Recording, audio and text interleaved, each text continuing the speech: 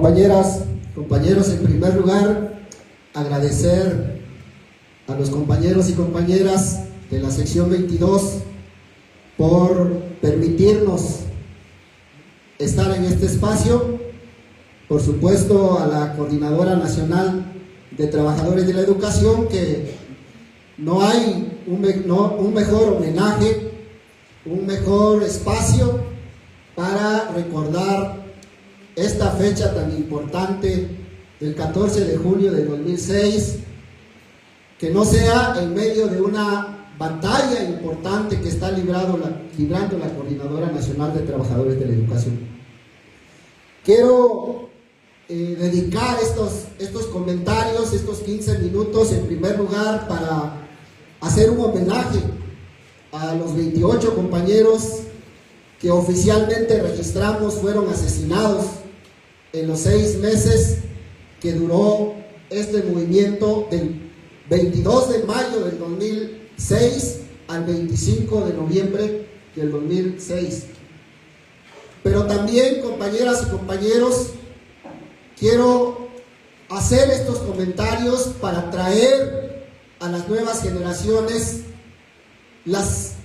lo que tenemos que aprender y recordar de ese movimiento, lo que está aportando este movimiento para el conjunto de la lucha de clases hoy,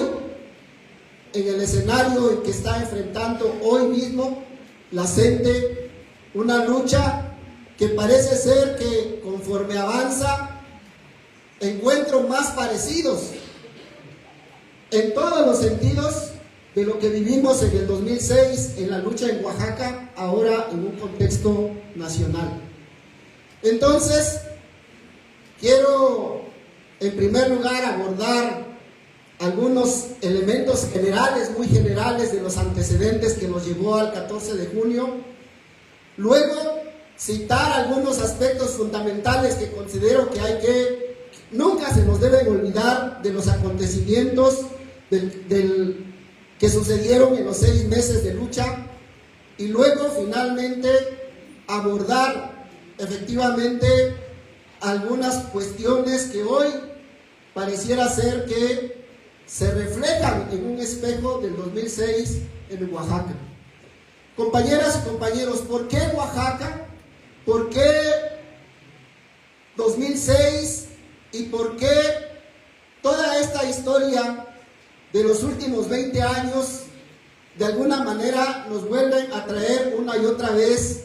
estas expresiones de lucha que, a pesar de que en mismo Oaxaca y a nivel nacional se han dado cambios políticos importantes? ¿Y por qué es que no sucedió en otro estado, o lo que estamos señalando de la Asamblea Popular de los Pueblos de Oaxaca hoy es tan vigente en este proceso? Primeramente, compañeros, para nosotros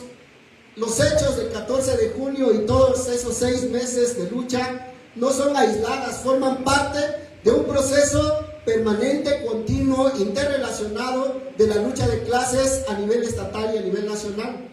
Hemos estado observando cómo hoy, por ejemplo, la lucha, o más bien el establecimiento de una serie de megaproyectos en el sureste del país, como el Tren Maya, como el Tren Interoceánico, como la modernización de los aeropuertos de todo el sureste de México, como la conexión que incluso hoy sigue vigente de toda la zona costera, desde la frontera con Guatemala, por lo menos hasta Lázaro Cárdenas, Michoacán, y que todos estos procesos vienen desde mucho atrás. Un tiempo se denominaron Plan Puebla-Panamá, otro tiempo se denominaron Plan Mesoamericano, y justamente Ulises Ruiz llegó con la consigna de sí o sí instalar y desarrollar esos megaproyectos neoliberales en Oaxaca, y por eso desde su campaña Ulises Ruiz se propuso acabar con todas las expresiones de inconformidad que se estaban desarrollando en Oaxaca. Por eso la represión del 14 de junio no hizo más que detonar ya toda una serie de inconformidades que se habían estado acumulando años, meses atrás de todo ese movimiento. Ustedes, muchos de los compañeros que están aquí, que veo recuerdan cómo se luchó en el centro histórico para que el McDonald's no se instalara ahí, cómo la calle de Pirúes estaba siendo defendido por los colonos de la colonia Jalatlaco, cómo se pretendió modernizar la calle de Crespo y tumbar todos los árboles que estaban ahí, surgió un movimiento como el Libramiento Norte, que para muchas generaciones hoy a lo mejor ni siquiera recuerdan que el Libramiento Sur, que hoy se está construyendo y se está terminando en este momento en el gobierno de Salomón Jara, era un proyecto de Libramiento Norte, y todos los pueblos y los ejidos y comunidades de la zona norte del estado salieron a luchar y detuvieron ese megaproyecto de Libramiento Norte, que forma parte de este mismo complejo. Lo que hoy se inauguró en la autopista hacia Puerto Ángel y lo que hoy se inauguró como autopista hacia el Istmo de Tehuantepec era parte ya de esos proyectos neoliberales que se estaban imponiendo desde ese tiempo, compañeras y compañeros.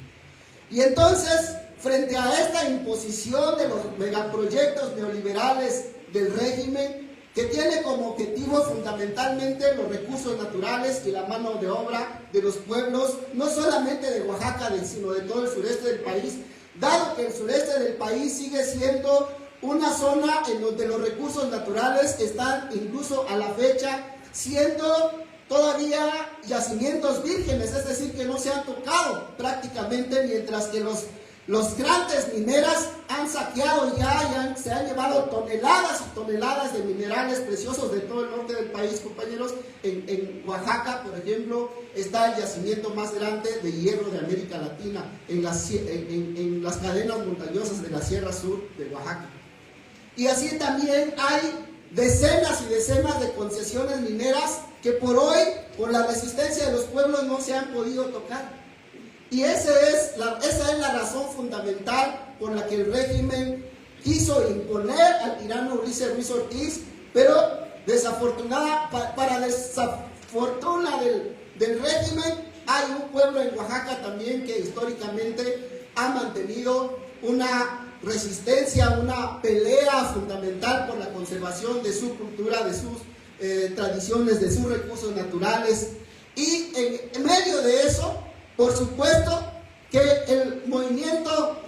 democrático magisterial ha sido un pilar fundamental para defender estos recursos, para defender esos derechos y para organizar al conjunto del pueblo. Cuando llegó Ulises Ruiz en diciembre, tomó posesión el 1 de diciembre del 2024, compañeros, empezó la ofensiva. 2004, perdón. Esto de las vallas del Zócalo para nosotros no es nada nuevo, compañeros. Ulises Ruiz en Oaxaca lo inauguró en ese periodo. Las marchas de todas las organizaciones del Estado prácticamente no les estaba permitido llegar al Zócalo de la ciudad de Oaxaca. Uno de los puntos que coincidimos el 24 de marzo, el 21 de marzo del 2006 ya, del 2006, había 4 megamarchas que tenían el objetivo de llegar al Zócalo de la ciudad de Oaxaca. Y todas esas movilizaciones, por un lado, el Frente de Organizaciones, de Sindicatos y Organizaciones Democráticas de Oaxaca, el FESODO; por el otro lado, la promotora por la Unidad Nacional contra el Neoliberalismo, en donde estábamos las organizaciones; por el otro lado, la sección 22 y otros sindicatos. Y a partir de eso, de ver ya cómo el punto de opresión había llegado a un tal grado que esa olla de presión estaba a punto de explotar, se convocó previamente un primer foro. El 25 de abril de 2006, compañeros, se realizó un primer foro en donde nos propusimos todas las organizaciones ir juntos con la sección 22 a iniciar el paro del 22 de mayo del 2006. De tal manera que para muchos historiadores, para muchos comentaristas de la lucha de Oaxaca, todo inicia o el 22 de mayo, o el 14 de junio, o cuando se funda la APO el 20 de junio, o cualquier otra fecha, pero insistimos que todo lo que sucedió no fue algo espontáneo, fue parte de un proceso que se trabajó, que se construyó, que se llegó a ese paro, porque el año anterior, prácticamente el primer año del tirano Ulises Ruiz Ortiz, la sección 22 no alcanzó a resolver ninguna de las demandas que se había planteado, y entonces para el 2006 o sí la sección 22 tenía que ir junto con las organizaciones y los pueblos para poder alcanzar una victoria más o menos importante. Por eso las organizaciones, muchas de las organizaciones que estuvimos en la Asamblea Popular nos plantamos desde el 22 de mayo del 2006 junto con la CENTE, y a partir de ahí nos tocó el desalojo del 14 de junio y todo el resto de la historia, de una pequeña parte de la historia, como lo cuenta el video. Rápidamente, compañeras y compañeros, para nosotros es muy importante reivindicar que analizar nuestra historia no solamente se tenga que hacer desde el punto de vista de nuestras derrotas o de nuestros caídos o de nuestros presos, de lamer nuestras heridas, sino también cómo este movimiento, compañeros, nos entregó una serie de enseñanzas que hoy todavía son vigentes. En primer lugar, el tema de los medios de comunicación ya no lo voy a abordar porque está suficientemente abordado por el video que planteamos. Pero en segundo lugar, la propia naturaleza de la APO, compañeros. Esto es algo muy importante porque hoy sigue habiendo un debate de qué tipo de unidad tenemos que construir, de que si tenemos que romper con los radicales, y que si hay algunos compañeros que tienen más cercanía con posiciones socialdemócratas, que si hay grupos incluso armados en el país desde la lógica de la lucha revolucionaria, que no nos vinculen por favor con ellos, de que toda este debate dentro de nuestro movimiento, compañeras y compañeros, nosotros pensamos que se superó positivamente en la conformación de la Asamblea Popular de los Pueblos de Oaxaca. En primer lugar, porque ahí convivimos todas las organizaciones, y todas las posiciones políticas, incluso como nos leyó el compañero, incluso sectores religiosos. Había un grupo de por lo menos 26 sacerdotes, algunos adscritos a la teología de la liberación, otros no adscritos a la teoría de la liberación, pero que fue un bloque abierto que respaldó la Asamblea Popular de los Pueblos de Oaxaca, aparte de las comunidades eclesiales de base. Y en segundo lugar, todas las formas de lucha, compañeros, todas las formas de lucha se expresaron de manera, digámoslo así, como se fue requiriendo. Y eso es algo muy importante. Por eso, estas dos cosas, de no entenderlas, compañeros, podemos seguir debatiendo otros 20 años de cómo hay que construir la unidad, y ahí tenemos ese ejemplo de cómo tenemos que construirla. O de que se impere un discurso ultrapacifista dentro de nuestro movimiento, o que se imponga una posición, digamos que ultraizquierdista, que solamente ponga en el centro el tema de la violencia revolucionaria. Nosotros creemos que la violencia es la partera de la historia, como Marx y Engels lo plantearon. Pero evidentemente los momentos históricos son diferentes, y hay que analizarlas de manera correcta para que se pueda combinar todas estas formas. Ustedes ven en el video que mientras hay jóvenes que estaban cuerpo a cuerpo dando la pelea con la PFP cuando entraba el 29 de octubre del 2006 a la ciudad, habían señoras que sacaban la bandera nacional, que llevaban flores, que buscaban sensibilizar a los policías, y todo eso nos sirvió para decir que efectivamente fue una victoria también del movimiento, porque a pesar de que entró la PFP el 29 de octubre, no entró, digamos, derrotando y desalojando totalmente a la APO. Entró porque finalmente tuvimos la necesidad de hacer un repliegue del Zócalo. Ya para entrar al Zócalo, la policía no tuvo ninguna resistencia, porque habíamos decidido con el Consejo de la APO replegarnos, como dice en el video, a 4 cuadras de ahí y poder sostener. Lo mismo pasó el 2 de octubre alrededor de la Radio Universidad. Estas cuestiones, compañeros, me parece que es de lo más importante que hoy hay que traer. La forma de organización en una Asamblea Popular de los Pueblos de Oaxaca, Por eso hoy hemos insistido en la necesidad de que la CENTE tenga que proyectar estas enseñanzas que por lo menos no hemos visto en esa magnitud, compañeros, en otros procesos. Por eso hoy decimos que la Asamblea Popular de los Pueblos de Oaxaca sigue siendo una experiencia vigente que se tiene que retomar hoy en el ámbito nacional para poder desarrollar y llevar a un escalón más la lucha de clases de la clase obrera en el país. ¿Qué nos faltó, compañeros? Primero, la lucha interna que se dio en la APO y que contuvo muchas acciones es una de las principales cuestiones. Por ejemplo, que el 5 de septiembre, que la APO había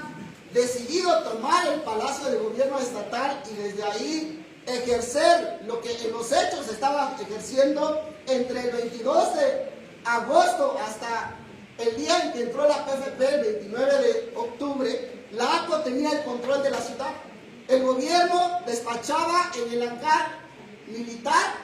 en Tehuacán, en Puebla o en la Ciudad de México. El tirano Ulises Ruiz Ortiz no podía pararse más que por algunos minutos, se aparecía en algún momento y cuando la gente se enteraba, iba y tenía que desaparecer de la zona, incluso en el estado. Y ese hecho, que para muchos procesos que dieron fuera de nuestro estado, le denominaron la Comuna de Oaxaca, porque esos más de 1000 barricadas duraron todo este tiempo que duró del 22 de agosto al día en que llegó la Policía Federal y la APO tomó prácticamente el control. Y los empresarios y los comerciantes y todo el mundo llegaba a la APO a buscar una alternativa de ordenar todos estos problemas económicos, sociales, delictivos que había que resolver en ese tiempo, ¿no? Nos traía a gente detenida por un robo, por el otro, y nosotros los teníamos que liberar porque no había una manera de cómo ejercer ya un poder estatal que debíamos y podíamos ejercer en ese momento, ¿no? Estábamos discutiendo en el Consejo de la APO la necesidad de hacer nuestros primeros ordenamientos jurídicos y políticos, lo que se le llamó como bancos de policía y gobierno en la ciudad de Oaxaca. Y ahí, muchos de nosotros nos tenemos ahí como borradores que quedaron porque habían posiciones dentro del movimiento que decían justamente que ir a dar esos pasos de ejercer el poder ya era una posición muy radical y que nosotros decíamos que tenía que darse porque el pueblo tenía que darse cuenta que era posible que nosotros ejerciéramos el poder con esa capacidad de fuerza, con esos miles de barricadas que se levantaban noche a noche en la ciudad de Oaxaca. Y entonces estos aspectos no nos dieron ya. El hecho de que la APO no lo pudiéramos construir con tiempo de anticipación y que la APO estuviera desarrollándose al ritmo de que crecían los acontecimientos diariamente, no permitió efectivamente construir un programa de lucha, sino hasta el 16 de agosto que se realizó el Foro Nacional por la Justicia y la Gobernabilidad y la Paz en Oaxaca, que es una de las que citan en el video, en donde nos planteamos como programa político luchar por una nueva constitución y por un gobierno obrero, campesino y popular para el pueblo de Oaxaca. Pero antes de eso no teníamos un programa político más que la caída de Ulises Ruiz Ortiz. Y entonces muchos preguntaban, si se cae Ulises Ruiz Ortiz, ¿y luego qué? ¿Qué sigue? No, evidentemente iba a ser un triunfo del movimiento, pero no teníamos un programa político unificado propiamente, que luego se proyectó mejor en el primer congreso de la APO, ya en medio de la ocupación policíaca del 10 al 13 de noviembre del 2006. Y bueno, algo muy de fondo, que es el tema del papel de la clase obrera en Oaxaca. Si bien la sección 22 con su poderosa fuerza paralizó ¿cuántos son? 13,000 escuelas o no sé cuántas son en Oaxaca, 13,000 escuelas en Oaxaca. Otros sindicatos paralizaron en ciertos momentos, en ciertas coyunturas, pero evidentemente no hubo un involucramiento generalizado de los trabajadores en Oaxaca, y entonces eso fue parte de la debilidad, porque además de que en Oaxaca pues sigue siendo un estado poco desarrollado, con poca clase obrera propiamente numéricamente, y la mayoría de los otros sindicatos son principalmente los burócratas del sector salud, del gobierno del estado, en otras partes. Entonces, compañeros, estos grandes elementos nos parece que son importantes que los tomemos en cuenta hoy, porque hoy, ahora desde otro lado, desde el discurso de Morena, desde el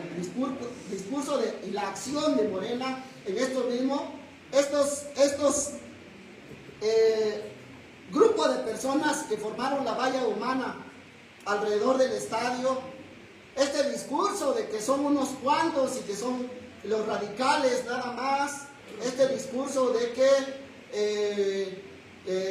que no les interesa el tema de la educación a los maestros, son los mismos discursos y los mismos esquemas que se nos aplicó en el 2006, y entonces nosotros decimos, tenemos que responder también, como el pueblo de Oaxaca respondió a esas posiciones a nivel, en el plano nacional, como hoy, en este momento, yo digo, complejo de la lucha magisterial, tenemos que traer a cuenta y poner en práctica, compañeras y compañeros.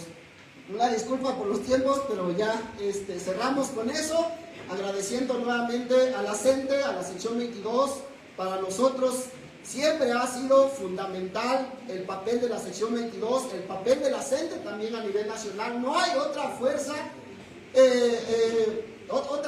sindical que tenga las posibilidades que tiene la CENTE para encabezar una lucha nacional, pero también sentimos nosotros que todavía estamos cortos en este momento para asumir las tareas que nos corresponden, no solo porque venimos de algo que tal vez muchos compañeros que llevan 40, 45 años de lucha, pues no habían vivido, nunca se había vivido un repliegue tan profundo del movimiento obrero como la que vivimos los últimos 8 años, y entonces obviamente eso es parte de lo que influye en poder hoy reorganizar la unidad de nuestro movimiento. Muchas gracias.